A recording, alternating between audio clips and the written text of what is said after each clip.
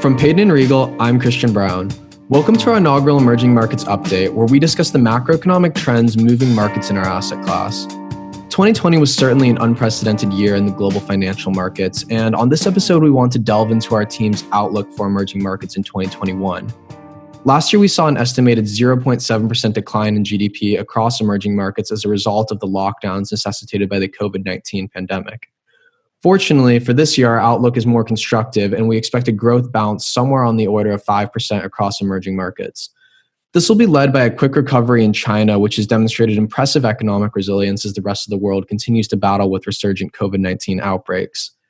That being said, we do not expect a uniform recovery across emerging markets this year, as individual governments struggle to maintain the difficult trade-off between stimulating growth on the one hand with competing public health, fiscal, and macro stability objectives on the other. As a result, the credit resilience of EM issuers in what will be both a tentative and uneven global recovery will vary significantly across both geographies and industries. In our view, several important factors will distinguish issuers' credit performance in 2021. For one, the ability of governments and corporates to restore revenue and earnings will differ significantly. Travel and tourism, for example, is unlikely to recover to 2019 levels this year, and this will impact economies that significantly rely on tourism for revenue and access to foreign currency in their external accounts. Another factor is the ability of issuers to secure market financing. While 2020 was a record year for EM sovereign Eurobond issuance, we saw substantial bifurcation across investment grade and high yield issuance trends. Investment grade issuance dominated the new issue market last year. And going forward, we expect that investors will remain discerning with regard to EM debt, which could potentially hinder market access for weaker quality issuers. Higher quality issuers, on the other hand, particularly in Asia, will navigate 2021 fairly well as they receive tailwinds from this access to capital in combination with their strong economic and industrial positions. Finally, we anticipate that environmental, social, and governance transformation will continue to shape the credit quality of EM issuers this year, given that EM economies have demonstrated higher susceptibility to these risks than their developed market peers. Those that are unable or unwilling to address material ESG risks may find it increasingly difficult to raise or refinance debt in the capital markets. To help flesh out some of the regional specificities related to these trends, we have with us the Payton Emerging Markets team's regional analysts. Starting with Central and Eastern Europe, we have with us Vlad Milev to talk about the region. So Vlad, what is the outlook for Central and Eastern Europe and the CIS region this year? Christian, much like elsewhere in emerging markets, we're expecting a good growth recovery as we start this year. Last year was indeed challenging for emerging market growth, and this region is no exception. Central and Eastern Europe likely shrunk by about 5% or so last year, and economies in the former Soviet Union, the CIS countries, probably shrunk about -3.5%.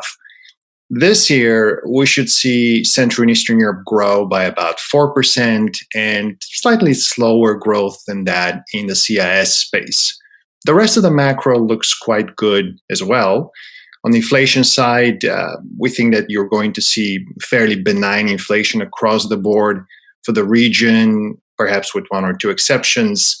And for the external side, current accounts should on average remain in marginal positive territory. I think the one area that has still some unknowns is the fiscal side, where we're expecting to see, of course, some degree of fiscal consolidation across the different countries in this region, but the magnitude of that consolidation perhaps could be challenged by the ongoing pandemic. So that's an area we'll be watching fairly closely. So which economies are poised to outperform this year? The Central and Eastern European EU member states are entering 2021 in perhaps the best macroeconomic position, and that's for two reasons. The first reason is the EU agreement last year to provide 750 billion euro in grants and loans to its member states. And the biggest beneficiaries of that support are going to be countries in Central and Eastern Europe. One good example of that is Romania, one of the largest beneficiaries, in fact, which expects 16% of GDP in support over the next 4 years. So that's fairly unique in the world of emerging markets, and it's going to help those countries produce better growth. It's definitely going to relieve some burden on their budgets and allow them to borrow more cheaply than they would have otherwise. The second reason that we think this region is better positioned is the vaccination progress. And what we expect will be a significantly better result here than elsewhere in emerging markets, because the European Union, in essence, took over the procurement and distribution of multiple COVID-19 vaccines. So we think vaccination rates here will be higher as we get closer to the end of the year, and that's going to help normalize economic activity much faster than in other regions. Now, from a portfolio perspective, while many of the countries in this space don't have much value to offer left, we still like Romania on both the Euro-pay side as well as in local rate space. Great. So how about countries where the outlook is not as constructive? In spite of recent improvements, I would still say Turkey. On one hand, we have seen a change in the economic policymaking team with new faces in the Ministry of Finance and Treasury, as well as the central bank. We've seen the main policy rate be hiked aggressively in recent months at a time when other emerging market central banks were either keeping policy rates flat or easing. And the markets have reacted positively and sentiment has improved. On the other hand, there's still a lot of concern about the country's external situation. We have seen FX reserve depletion. There's a large short-term external borrowing need. The pandemic's only obviously adding to those concerns. And Turkey's foreign policy has become somewhat more aggressive in recent years, and the country's been involved in a number of conflicts within the region, which have increased the odds of sanctions. That's particularly relevant as we are transitioning into a new administration here in the US, and the expected attitude towards Turkey is likely to be more hawkish in the future. Last but not least, cooperation with the IMF doesn't seem to be high on the agenda right now, so that's further complicating the picture. Based on all of those factors, we remain underweight Turkey in both sovereign and local rates. Great. Thanks, Vlad. So moving on to Latin America, we have with us Alexis Roach. So Alexis, how has Latin America been affected by the pandemic? In emerging markets, Latin America has by far been the hardest hit region. Latin America is home to about 8% of the world's population, but accounts for about a third of the deaths attributed to COVID-19. And that number is probably undercounting the extent of the infections due to weak testing and underreporting of mortality figures attributable to COVID. In that connection, why has Latin America fared so poorly on the growth front, and what does the outlook look like going forward? The IMF has some interesting theories as to why Latin America has been so hard hit. Consider, for example, that Latin American employment is characterized by more contact-intensive sectors. In Latin America, for example, 45% of jobs fall into this category versus 30% seen in broader emerging markets. Or consider that in Latin America, only 1 in about 5 jobs can be done remotely versus 26% seen in emerging markets and a full 50% in advanced economies. This, along with a high percentage of the population working in the informal sector, goes some way in explaining regional differences. The question that we have today is how Latin America will fare moving forward. After an expected GDP contraction of 7.4% in 2020, we do see a rebound this year. At just over 4%, this is somewhat more contained compared to high growth regions such as Asia, for example, though we think there is some room for upside surprises, particularly if, for example, commodity prices remain elevated. This helps South American countries, particularly those exporting mining and agricultural products. Or if tourism returns as the COVID-19 vaccine is distributed more broadly in advanced economies. This would help Central America, but particularly the Caribbean, where many of those economies are heavily reliant on tourism inflows. So from an investor's perspective, how do you look at the countries within the region? In the aftermath of the pandemic, we think that differentiation is the name of the game. We divide the region into 4 very general classifications. First are the solid investment-grade economies. They were investment grade before the pandemic, and despite the damage that COVID will cause, they will remain investment grade. Peru is the most emblematic of these cases, but we would also include the likes of Bermuda, Chile, and Uruguay. The second group of countries are the investment grade economies that are at risk of being downgraded to high yield. The two countries that come to mind here are Colombia in the near term and a bit further down the road, Mexico. A third group of countries are the strong high yield economies. Here we have the Guatemalas and Paraguays of the world, which despite being below investment grade, have very solid balance sheets. Brazil is another one because of its size and reserve position. The remaining countries are the less stable high yield credits. Here we have seen either restructurings, as was the case with Argentina and Ecuador during the height of the pandemic last year, or there is reason to be concerned that there are risks to the country's ability or willingness to pay absent very robust IMF engagement. Costa Rica comes to mind in this case. Thank you, Alexis. Moving on to Africa and the Middle East, we have with us Ehsan Irani Parast. So Ehsan, early in the COVID-19 crisis, there seemed to be a lot of concern about lower income economies' capacity to deal with the dual health and economic crises. How have you seen this play out in sub-Saharan Africa? Despite some of the popular narratives, we think the region actually handled the crisis reasonably well. From a public health standpoint, we've seen pretty low COVID-19 numbers outside of South Africa. Take Nigeria with a population of about 200 million, reporting only about 1,400 total COVID deaths so far. In a given year, Nigeria has 150,000 deaths due to tuberculosis and 100,000 from malaria. These are diseases that we barely think about in the US or Europe. There are a few factors that explain this, but I think the very young demographic profile in most countries has spared them from the worst outcomes. That's not to say that we're in the clear, but it's been manageable. That health experience has also helped the growth picture hold up, at least relative to the rest of the world. There are about 10 countries in the region that look like they will keep positive growth rates in 2020. To me, that demonstrates good resilience and should bode well for 2021.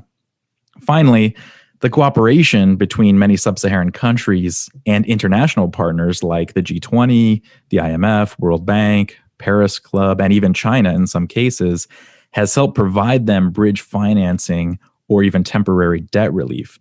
Some of that assistance is going to roll into 2021, which I think is positive. So against that backdrop, how are you seeing the market opportunities in sub-Saharan Africa at the start of the year? I don't want to paint an overly rosy picture. We definitely need to see growth get back to normal so that fiscal deficits can narrow and debt burdens can stabilize. We saw the crisis last year push a country like Zambia over the edge into default, but we think they were headed in that direction prior to the crisis. And for every Zambia story, we do see brighter spots like in Ivory Coast, Senegal, or Benin, where macroeconomic management has been sound and debt levels are moderate. Valuations aren't as compelling in those countries today as they were a few months ago, but they still offer good carry. Beyond those countries, we think there are others with higher spread levels and room to catch up with the rally that we've seen in other sectors. That would include Angola, Ghana, and perhaps Nigeria. In those cases, the fundamental stories do have some weak spots, but they're muddling through, and 2021 should look better for them. We've seen market demand across many of those names pick up late last year and the start of this year. Great. So turning to the Middle East, what are the prospects in the region for 2021? And in that context, how do you interpret Saudi Arabia's move to cut oil production by another 1 million barrels per day in February and March? The Middle East might not be able to bounce back quite as fast as some other regions. That's because several of those countries, in particular Saudi Arabia, Kuwait, Oman, and Bahrain, rely on oil, and they need to address their fiscal deficits to make sure currency pegs don't come into question. That said, we think there are two factors that could provide growth upside as the year goes on. For one, oil prices are in a better spot today, and the Saudis recently decided to further support that market. I think with the COVID resurgence that we've seen, the Saudis are hoping to avoid the oil price volatility that we saw in 2020. Also, I think the Saudis hope that their move helps global crude inventories run down ahead of production that might come back from Iran under the Biden administration. Looking out a few months, OPEC countries might have room to start increasing oil production again, which would support headline growth. Second, there have been recent diplomatic developments that should be growth positive. Late last year, we saw the UAE and Bahrain sign peace accords with Israel. And in the first days of 2021, we've seen Saudi Arabia, the UAE, Egypt, and Bahrain normalize their relationship with Qatar, ending a dispute that dates back to 2017. All of this should serve to help the flow of tourism, business, and trade around the region. If we look outside the Gulf, we think Egypt is one of the most interesting opportunities in our market. The Egyptians made a strong effort to draw in financing after the crisis. Egypt's growth stayed positive through last year, and it was one of the few countries that proactively signed up for a new IMF lending program. We think the US dollar bonds in Egypt still have value, but we're taking our overweight position through local markets, which we feel offer very attractive real rates in the 6 to 7% area. Thank you, Ehsan. So moving on to our final region, we have with us Alex Leifer-King to talk about our team's outlook for Asia. So Alex, what does the backdrop for Asia look like as we head into 2021? So the COVID crisis is, of course, the backdrop. It's hurt countries in Asia very significantly. And I think that the best way to explain how the impacts have hurt particular countries is with three factors. And those, I would say, are tourism, informality, and the services component of growth. So tourism is still a problem, and it's probably going to stay that way for a while until we get high levels of vaccination. Thailand and Sri Lanka in Asia were the most affected by this tourism downturn. And in Thailand, that's contributed to political unrest, while in Sri Lanka, it's exacerbated weak government finances. The second factor, informality, that type of economy, when there's a large degree of informality in a country, leads to more spread, and it's difficult to recover that growth just by virtue of the fact that it usually involves a lot of person-to-person contact. So in India, for example, big informal economy, yes, you're going to have a rebound this year. Growth should be about 9.75%. But in 2020, it was about negative 9%. And so in terms of getting back to trend, which is about 7, you're going to have a difficult time. It's going to be at least a couple of years. And to finish it out, this third factor, large domestic services sectors, this is a problem for really the same reasons that tourism and informality are. And you see this weakness come through in Indonesia, Malaysia, and the Philippines. So what do you think is going to drive change this year in the region? I think that change this year is really going to come from China. The COVID response there has been excellent, and they've developed a number of vaccines that seem like they have pretty high success rates. And in addition, you have to acknowledge that the growth rebound in China is going to be very significant. We're looking at about a 9% rebound in 2021. But probably more importantly, this comes off of a base of 2% growth in 2020. The country was one of the only countries in the world to have a positive growth rate. I think that when we're looking at some of the potential risks to Chinese growth, many point to the fact that the government wants to restrain the property and infrastructure sectors.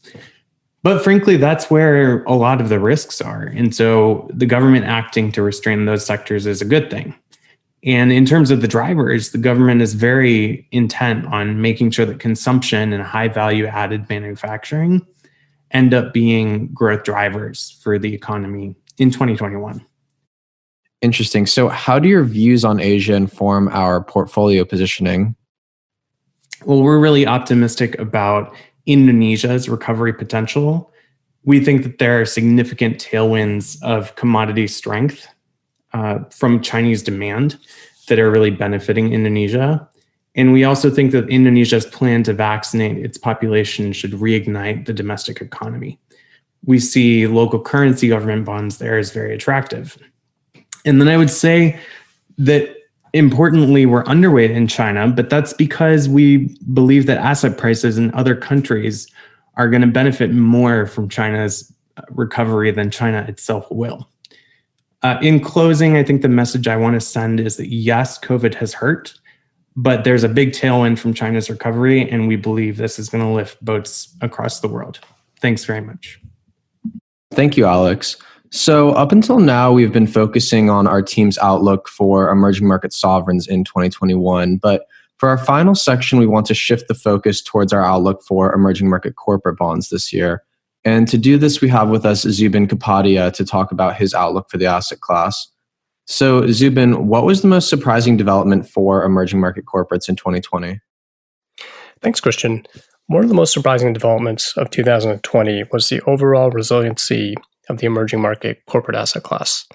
When we look back at the year, we see that EM high-yield corporates returned nearly as much as investment-grade EM corporates, despite the lower duration for high yield.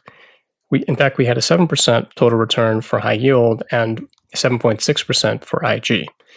Now, the biggest driver behind that was really the low default rates at 2.7% for the JP Morgan SEMBI index, according to JP Morgan data.